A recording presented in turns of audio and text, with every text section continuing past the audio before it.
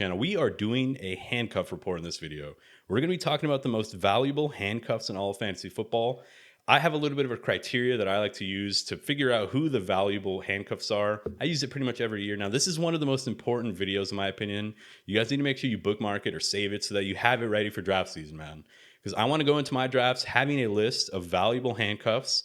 Because I know, dude, when I get into the later rounds and maybe I'm light on running backs or I want to make sure that I'm insuring the running backs that I already have, I want to make sure I have this list prepared, dude. I don't want to get fucking stun locked and not know who to take and end up, taking bus stop Magoo with one of my picks. So buckle in, guys. Close that Pornhub tab. Let's get into this video. And I want to share with you guys first my criteria. It's super simple. It's pretty straightforward. I just think it's good practice to know it, right? To have a conscious top of mind. And the first thing is that older running backs, man. So older running backs tend to get injured more or they get phased out, right? They start to get a little bit inefficient as they get older. So they get phased out maybe for the young bucks. So that's one of the criteria. That one's super simple, right? And then a second one, which is a really sneaky one that, once you start getting a little bit better at fantasy, this is something you look out for. And it's volume based RB2s. So think about like Zamir White last season. The dude was inefficient, but he was a volume based RB2. So people were drafting him, in the middle rounds, like in that running back dead zone. He didn't really have a lot of receiving upside. Those are the types of profiles that you want to be fading. So not only do you not want to draft that dude, you want to be taking the handcuff, right? Tyrone Tracy was another one last season, right? Singletary, a very inefficient running back. Tyrone Tracy was just, everyone knew, dude. Everyone was taking him at the end of their drafts, and they knew that he would probably see the field at some point, right? And, when they're on bad teams, like Zamir White was, it's even more likely to happen. So that's the type of handcuff that you want to be targeting. Now, another one is that, are they going to be a workhorse when they step into that role, right? So, for example, Rashad White, he might step into a role if Bucky Irving were to go down this season. But is he going to be a 3-down back? They might be using Tucker on early downs. Rashad White might be like the 3rd down back. So we want to ensure that the dude that we're handcuffing has the potential to be a 3rd down back. Now a 3-down back. Now this applies more if you're taking random handcuffs, not your own handcuffs, obviously. But yeah, that's the fucking criteria. And then there's the obvious one. Will the team that they're on be a high scoring team, high tempo, rate of play? Are they going to be running the ball a lot? Do they have a good O-line? All that kind of stuff. So with that said, boys, now we are here in the trusty Google Sheet where I created this little bit of a table. I'll just quickly explain what it is to you guys, man. I have the player name here on the left side, and then I have who their handcuff is or who I'm expecting their handcuff to be. I have how many games the team is a favorite in the season. What's their projected points? That's Mike Clay. And then what's their strength of schedule? And then I've ranked them accordingly. These are just my rankings. Now, keep in mind, I have all 32 teams here. So if you guys want this full list, all 32 names, it's free, bro. You just got to go head over to the Patreon, man. You sign up, you get the full sheet as a PDF. You'll have it prepared. It's going to be a part of my draft guide heading into the season. So I'm going to be creating a full draft guide that has all this kind of stuff, man. It's all going to be nice and condensed and concise for you guys. So from the top, David Montgomery, man. This one is a little bit controversial because is he a handcuff? Not really. He kind of has standalone value. 32nd strength of schedule, which is not great, right? The Detroit Lions have a tough schedule this season. But if any team is going to overcome a tough schedule and remain a top echelon offense, it might be the Lions. Now, there are a couple things working against them. They don't have Ben Johnson anymore, who is a fantastic offensive coordinator. But Dave Montgomery has to be the number one guy, guys.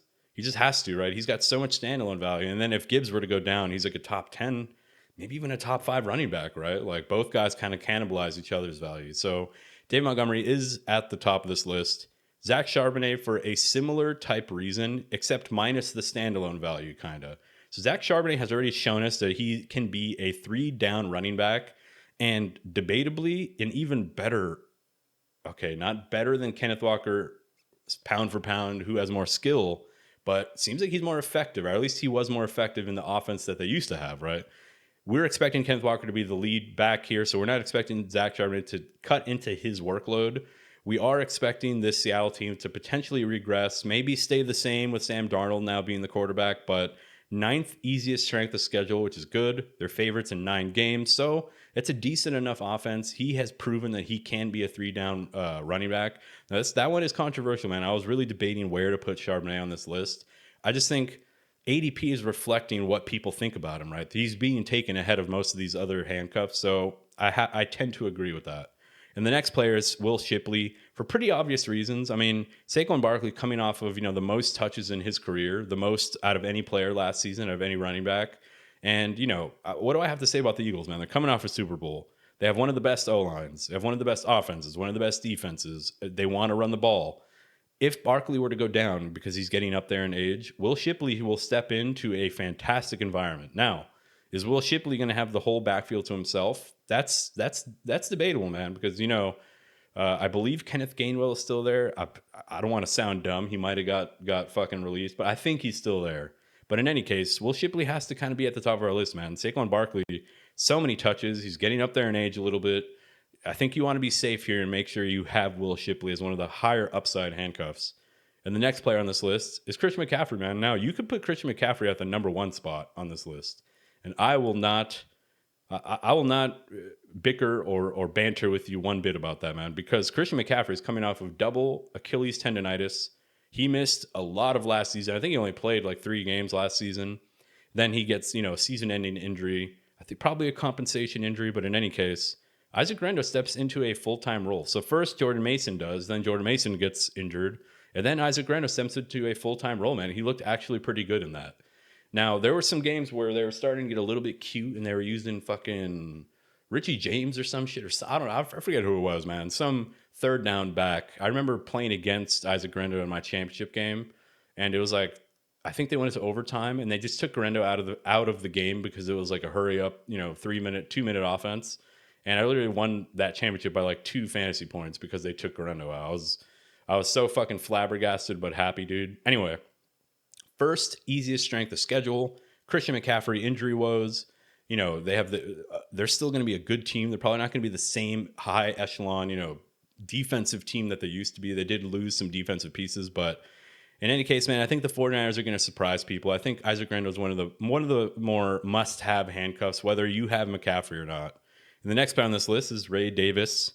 So Ray Davis is an interesting one because Ray Davis might actually have some standalone value, man. So I was hearing some whispers, dude, some whispers from the Bills coaching staff that they want to see what they got in Ray Davis, man. They want to give him a little bit more work. They want to see to make sure that he gets more involved. He's a good grinder running back. They want to cut down James Cook's carries. James Cook had quite a lot of touchdowns last season. The Buffalo Bills are a fantastic offense. They're projected to be favorites in 16 games, 476 points on the season. That's the most in the NFL. 14th strength of schedule. That's very good. That's why I have him as a high prio player, man, because if James Cook were to go down, Ray Davis steps into a very valuable role, a very good environment.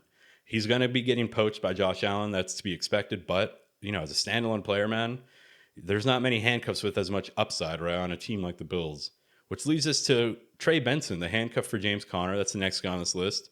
So James Conner's fantastic, bro. I love James Conner. I used to fucking hate on this man early in his career, but the dude's an absolute beast. He is an absolute physical monstrosity, dude. The guy's actually good, yards after the catch. He's a good receiving back, which is crazy because he seems like a big, bulky back. I don't know how he's so shifty. I think he was top 5 in the league in missed tackles, I believe, last season, which is insane as like a 28-year-old running back. But with all that said, he is getting a little bit older, man. James Conner is getting a little bit older. He has such a physical style of running. And Trey Benson is somebody who is very skilled, man. Coming out of college, there's a lot of hype about this man. So I think that this team starts to, have a peek, dude, a peek behind the curtain, see what they got in Trey Benson. They just have to, right? Because James Conner, how much longer are they going to be able to run this man into the fucking dirt, dude? So I can imagine Trey Benson kind of carving himself out a little bit of a role. And then in the event of an injury, dude, which is very possible with a player like James Conner, I think Trey Benson was going to be crazy. He's a prio, man. He just has to be. Now, the next guy, which is Aaron Jones Sr., and then Jordan Mason being the handcuff, I was also considering putting them in the prio list. But the reason I don't have them in a prio is because I do think this team, without an injury, will not give the backfield to Jordan Mason. He's going to be involved. He might even be the goal line back for most of the season, but he's not going to be the full-time goal line back. They're not just going to bench Aaron Jones like that, bro. This team loves Aaron Jones. They love what he brings to the table. He's still very explosive. And, with a rookie quarterback coming in, I just couldn't rank them higher. I couldn't put them in the prio list. They have the 30th toughest strength of schedule, which is bad news for a rookie quarterback. They're not projected to be in the top 12 in scoring, so 379 projected points scored. But 11 games that they're favorites. So I guess the NFL or Vegas is still expecting them to be a very good team. just not as dominant as they used to be, I guess, which is to be expected. It's a rookie quarterback, but, with Kevin O'Connell still there, I'll not bet against them. Which leads us to the next player, which is probably the hardest player, the hardest handcuffs to rank, which is Derrick Henry and the, insert fucking handcuff. I don't know who it is. Now, Justice Hill, dude, he's a receiving back. He's like 190 pounds soaking wet. Keaton Mitchell, a little bit bulkier, a little bit more explosive. Does he become the early down guy if Derrick Henry were to go down? And I don't need to explain to you why Derrick Henry is an injury risk, right? He's a little bit older. He's got a very physical style of play as well. And, anything can happen, man. I think if, he gets his legs cut out from under him, he gets, hit in his knees. He's a little bit older, bro. He's got a little bit of dust on them knees. So I can see a situation where it's kind of a discussing committee. But if we get any type of clarity, man, this team is projected to be favorites in 17 games, dude. 470 projected points. 23rd toughest strength of schedule, but that doesn't really matter to a team like the Ravens, if I'm honest. So that's why I have Derrick Henry up here at the 8th spot.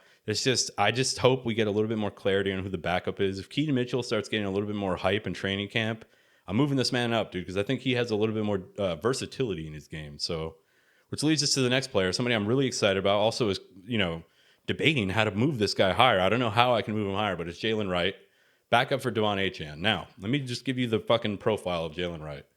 Out of college, he runs a 4.39. Dude is an absolute burner. Now, going into his rookie season, he was a sleeper for a lot of people. A lot of people had this dude as a sleeper running back, that he might carve himself out a role beside Devon Achane. It just never materialized, man. Devon Achane, they really just leaned on him. Jalen Wright did get some work in a couple games. He actually looked pretty good. He had some bursts, some speed, some agility, but it just never materialized. He just never really got any type of work. Now, the coaching staff said that they want to get him more involved. They want to see what they got in him. So Jalen Wright, not only can he have some standalone value in this Miami, maybe high octane offense.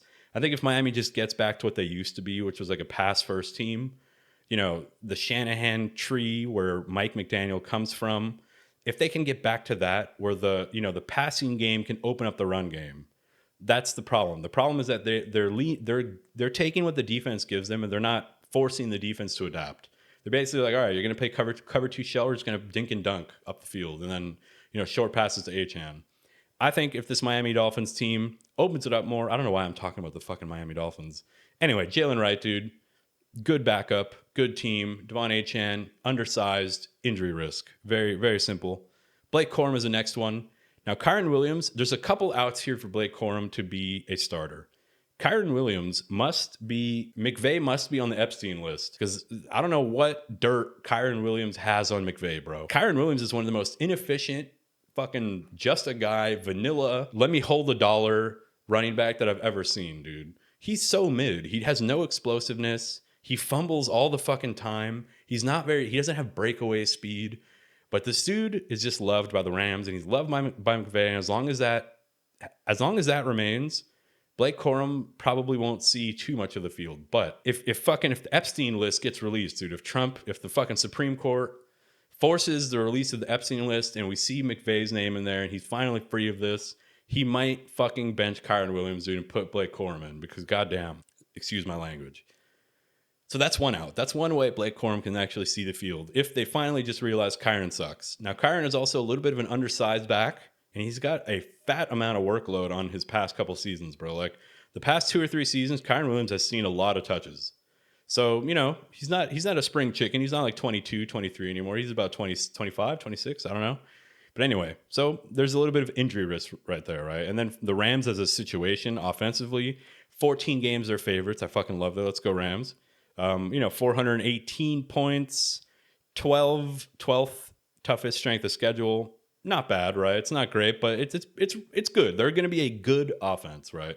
So Blake Corum is somebody that you kind of have to go out there and grab, especially if you have Kyren. I think he's somebody that if you own Kyren, you really want to be making sure you have Corum, just like last year. And then the next name is Rachaad White. Now, he's going to be a dude who's going to have some standalone value. I don't need to harp on this too much. There's not a lot of outs, right? He's going to need an injury to be like truly a third down back, but there's a chance he's not even a 3 down back if Bucky Irving were to go down. So, the Buccaneers, we're expecting them to be a very good offense yet again, but they don't have Liam Cohen anymore. He goes to the Jaguars. So is this offense going to be as potent as it used to be? Maybe, potentially not too, right? But Rashad White is going to have himself a role. I think he's going to have a receiving role the entire season. And then in the event of an injury, obviously his workload's going to go up, right? So, with an offensive situation where they have the fifth easiest strength of schedule, 434 projected points, they're favorites in 12 games. So, even despite the departure of Liam Cohen, they're still expected to be favorites in most games and to be a very good team. So Rashad White is somebody that I really like, especially as like a zero running back target. In any type of PPR league, I love him. And that kind of applies to the next dude, Tajay Spears, pretty much the same exact thesis, except a worse offensive environment, right? So Tony Pollard, this coaching staff, dude, they already said that they want to have a 50-50 split between Tajay Spears and Tony Pollard. So with that said, man, just as a standalone player, dude, I'm targeting him in every single mock draft, every single fucking best ball draft. I'm targeting Tajay Spears. He is such a phenomenal value at the moment, but here's the problem.